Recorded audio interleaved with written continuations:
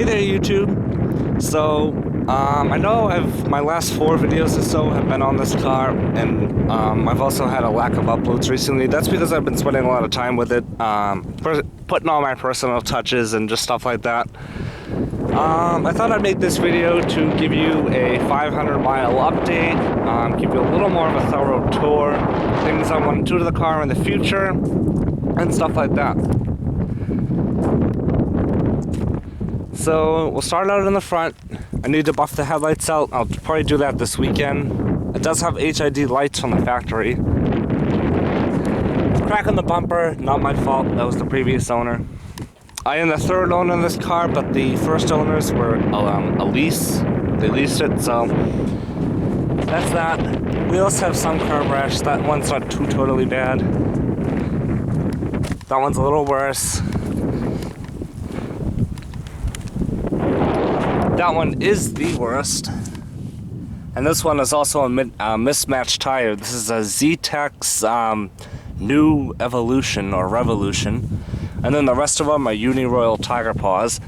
The only slightest bit of rust is right here. That's it. It's got some clear coat fade here, there, on the trunk, and then along here. I can get past it, honestly, because the car runs perfectly.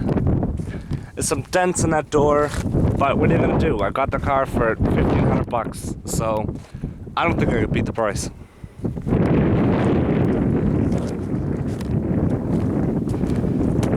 Future plans, maybe I'll get Type S wheels eventually.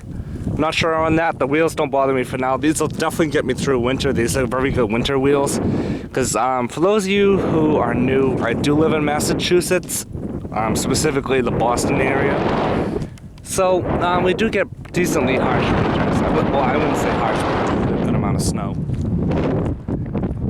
You see the car's there's a little bit of mud there and mud on the tires. That's because I had to drive over some grass to get on here where I am. I'm on an old airfield.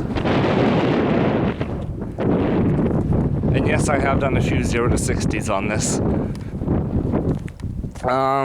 But yeah. The bumper is dirty, but hey. I washed the car a week ago and then it's rained twice since then. Now, the car does look gray, but the color is actually Laguna Green Metallic. If you look closely, you can kind of see a hint of green in it. Mesh with the fern leather interior. Not too many TLs have the fern leather interior. They are kind of hard to find. The seat does look better from when I first got the car. I cleaned and conditioned it twice. So I have an 8-way full seat, thigh support, back and forth, seat height, and then the backrest, and a manual lumbar over there.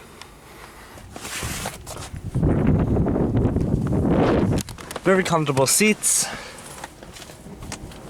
We'll go ahead and start it up. Here's the key. The car came with 3 keys and 2 fobs.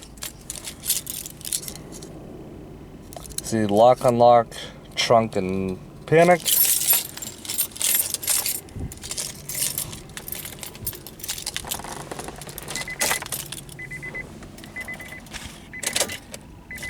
Let me wipe these down. 148,319 miles. I bought the car with 147,800. So let's see, I've done 9.2 miles on this tank I just filled up. And I've done 468 miles on this car the past week. Or since I got it, so almost 500 miles.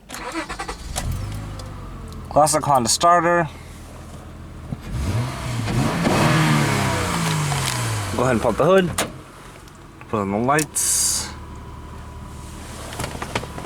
Driver's side windows automatic down.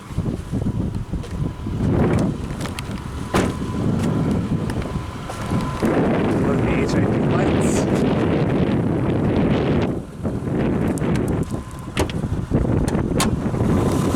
And under the hood you have Honda's 3.2 liter single overhead cam 24 valve V6 with VTEC, also known as Well, what VTEC stands for is variable valve timing with electronic lift control. Makes 225 horsepower and 217 foot-pounds of torque.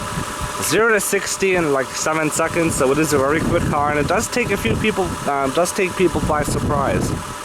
It is kind of a gas guzzler in the city. EPA rating 1727. I've gotten like 15 in the city, but I do kind of have a lead foot. So, yeah, that's that. And I can run it under the hood, but it's kind of a pain.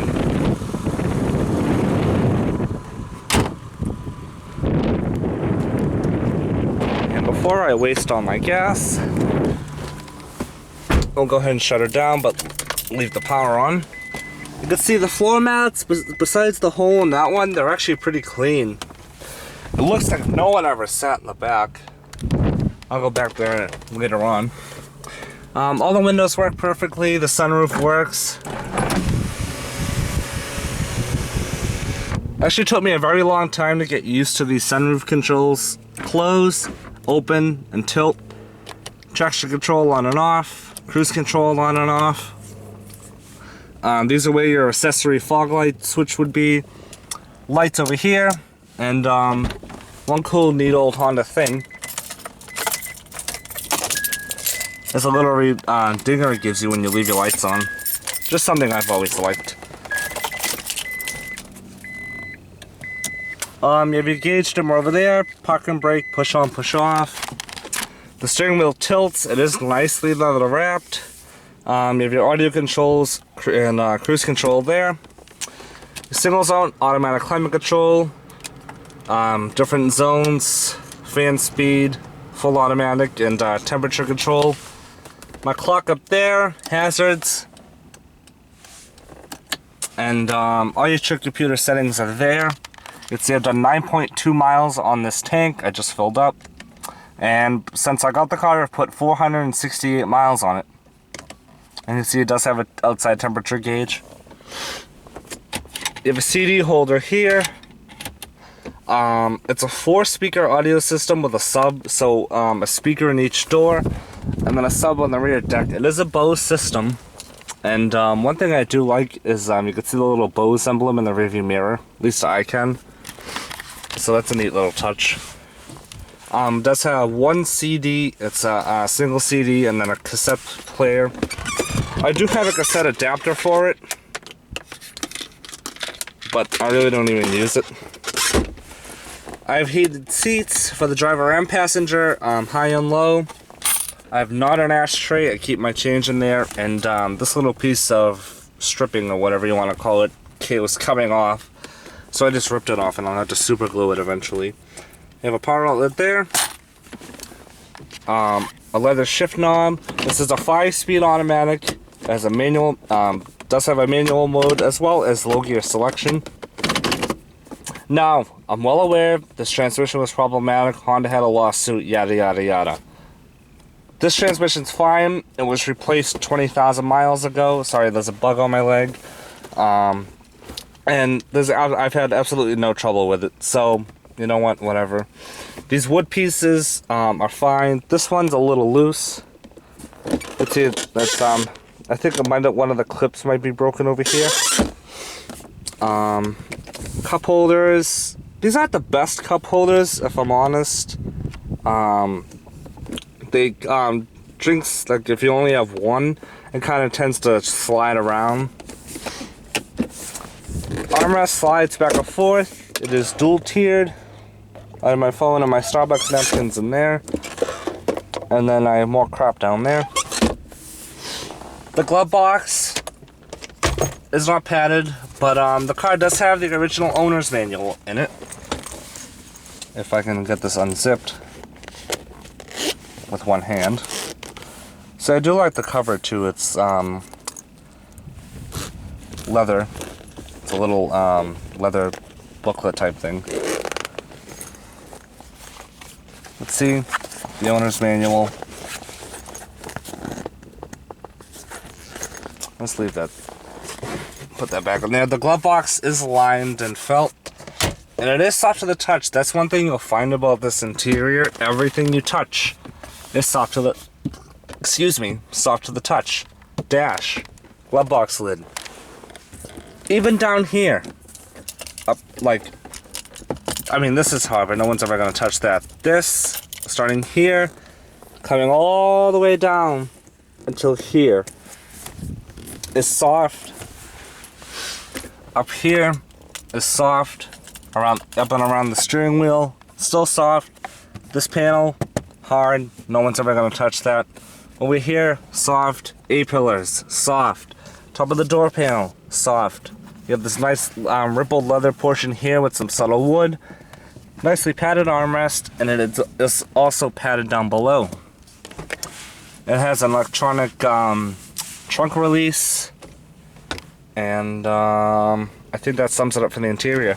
Another thing I want to do as far as future plans go, this padding, the padding is receded, so I may just get a whole new lid for the console. You can see some of it's still on the side, but it doesn't bother me right now, honestly. Put the keys down, and for those wondering, your OBD2 port is under this little cubby here. This little cubby down here is removable. Remove that, and you'll find your OBD2 scanner. When I got the car inspected, you can see I just got it inspected Saturday. The guy actually had trouble finding it, and I still had no idea where it was. So that was a little embarrassing, but whatever. Back seat is pretty much perfect. I never had people back here, and I don't think the previous owner did either. Armrest is very nicely padded. You have two cup holders. A little trunk pass through because the seats do not fold. Take a look at the sub. Like I said, it's a Bose system. You have vents and a little pocket. I find it kind of funny that all the doors, like both the back doors and then the front passenger, all have ashtrays in them, but the driver doesn't. Not that, although the car is a non-smoker, thankfully. See, back here, everything continues. B pillars, soft. Even the C pillars are soft.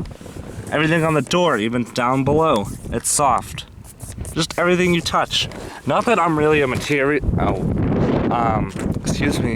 materials freak, but it's just a nice touch. See, my badges are all in good shape. The trunk is pretty big. I really don't keep a lot of stuff back here. I have my little cargo net, which is there's so many different ways to set this up that it's ridiculous. I have all my detailing stuff there for those wondering. I have Meguiar's wheel cleaner, Meguiar's interior detailer. This is my Meguiar's Gold Class leather cleaner, my Turtle Wax wet and black tire foam, some paper towels, and Lexol leather conditioner. I will be switching over to Lexol leather cleaner eventually when this runs out, and I'm thinking about trying Turtle Wax interior cleaner as well. I do have my little air fresheners. The car has dual tips, which I absolutely love. They should probably be cleaned up though. Back seat's perfect on this side. I have my little book where I keep all my records as far as gas and stuff goes. And I'm in love with the car, honestly. It's perfect for me. And yeah. See, the passenger seat's powered as well. There's no thigh support adjustment or everything. It's just your basic back and forth and your backrest adjustment.